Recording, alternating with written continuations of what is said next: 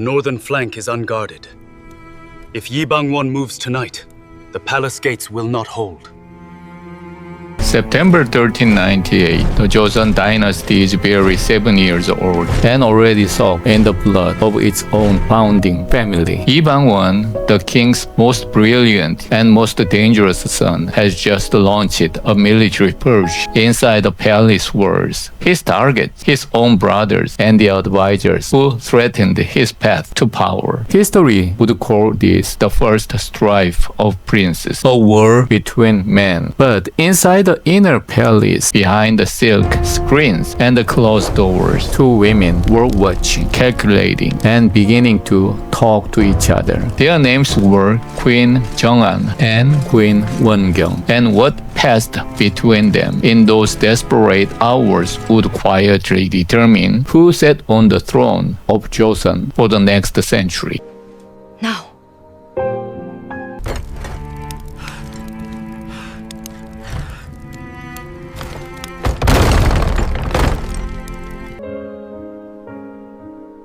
You came earlier than I expected, sister. The Eastern officials have already aligned with him. The Western chamber is still uncertain.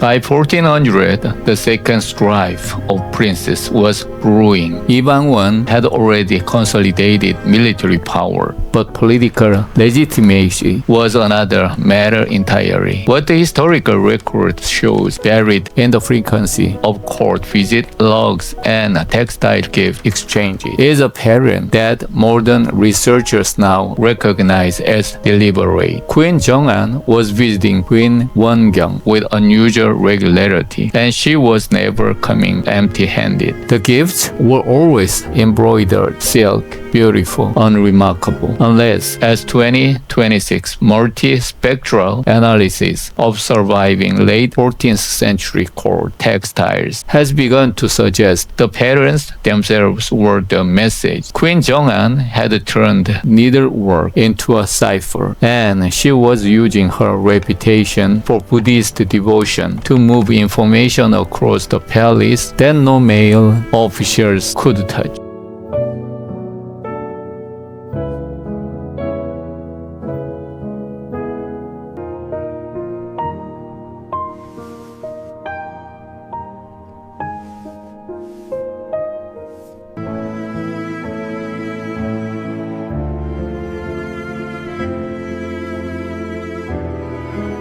By the 11th month of 1400, something remarkable appears in the royal records. The hostilities between the Yi brothers, the political maneuvering, the counter-accusations, the constant shadow of violence stopped, not gradually, almost immediately. And the records show that this cessation followed by only a matter of weeks, the period of most intense documented contact between the two queens. What precisely was agreed between them? The documents do not say directly, but what the 2025 discovery of the so-called Deokbin Correspondence fragments suggests is that Queen Jeongan extracted a guarantee: her husband's life, his dignity, and his peaceful retirement in exchange for something extraordinary: her active cooperation in legitimizing Lee Bang-won's claim to the throne.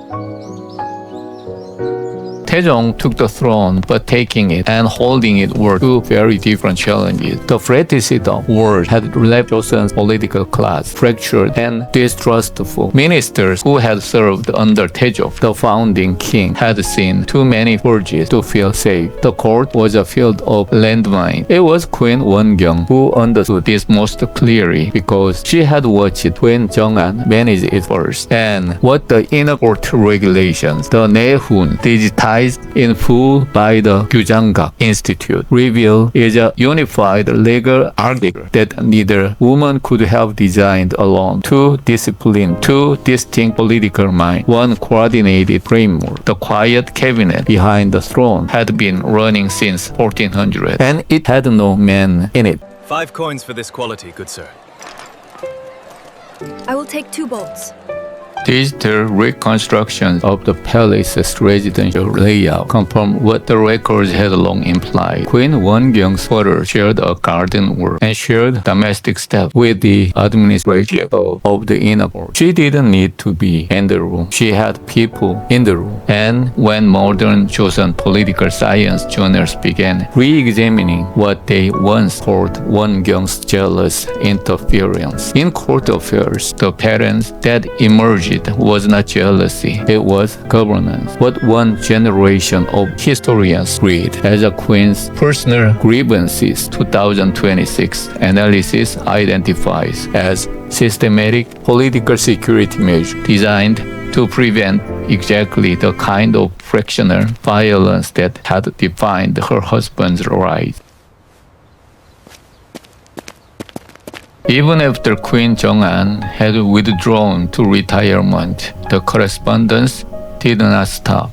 The Deokbin Correspondence fragments recovered in a 2025 restoration project and authenticated by the National Institute of Korean History suggests that the two women continued to exchange information through coded textile gifts for at least 6 years after the throne transfer. Queen Jeongan, now at a safe distance from the palace's dangers, had become something unexpected, a long-distance intelligence source. She moved through Buddhist pilgrimage networks. She received visitors from both aligned and hostile noble families. She listened, and she reported, wrapped in silk, stitched in crane formations, to the woman still sitting behind the throne in Hanyang. The results of the Jeongan-Wonyeong alliance were not invisible.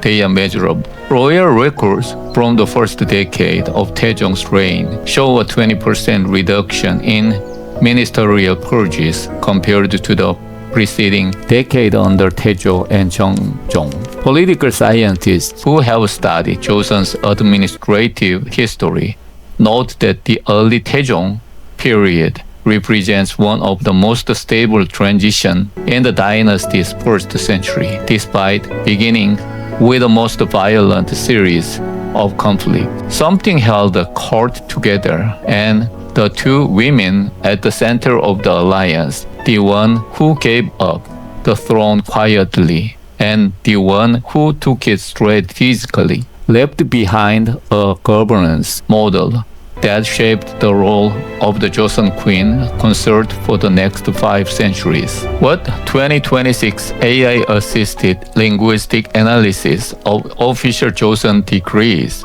has revealed is something historians could not previously detect at scale. When researchers trained pattern recognition models on thousands of documents from Taejong's reign, they found 2 distinct rhetorical signatures embedded in official policy language, signatures that matched the documented writing styles of Queen Wongyeong and, through the Deokbin fragments, Queen Jeongan. 2 women invisible in the official record, visible finally in the language of the documents they shaped. History remembered the king who signed those decrees. It is only now beginning to read the women who wrote them.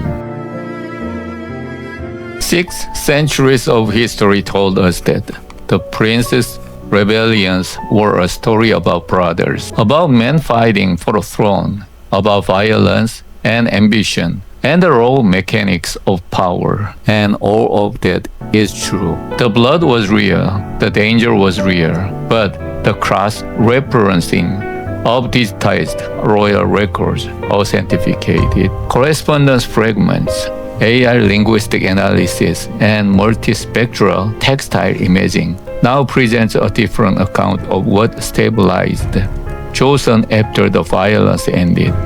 2 women negotiated a peace that the men around them could not have brokered. One gave up her husband's throne with precision and calculation. The other accepted it with conditions. History recorded neither of their names. in that transaction. But the transaction itself, the terms, the timing, the extraordinary cessation of violence, their signatures in every line.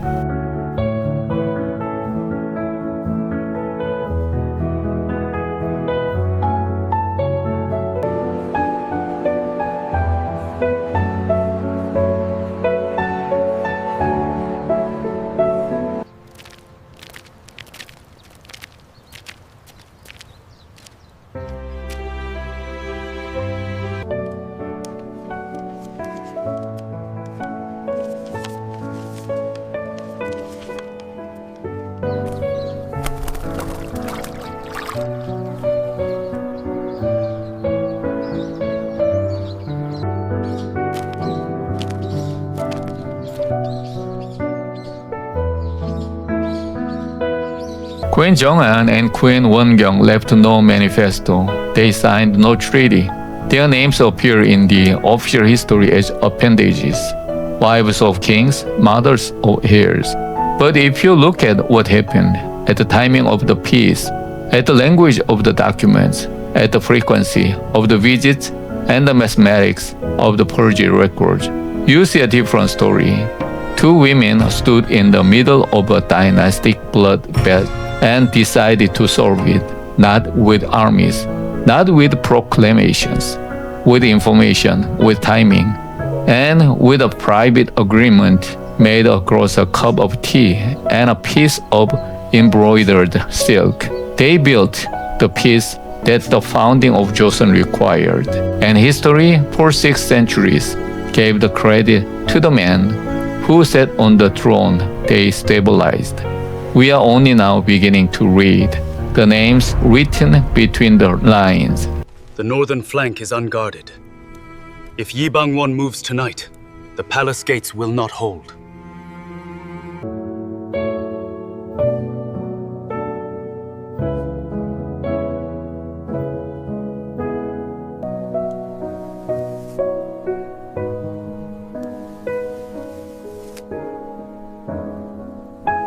Send word to the inner court.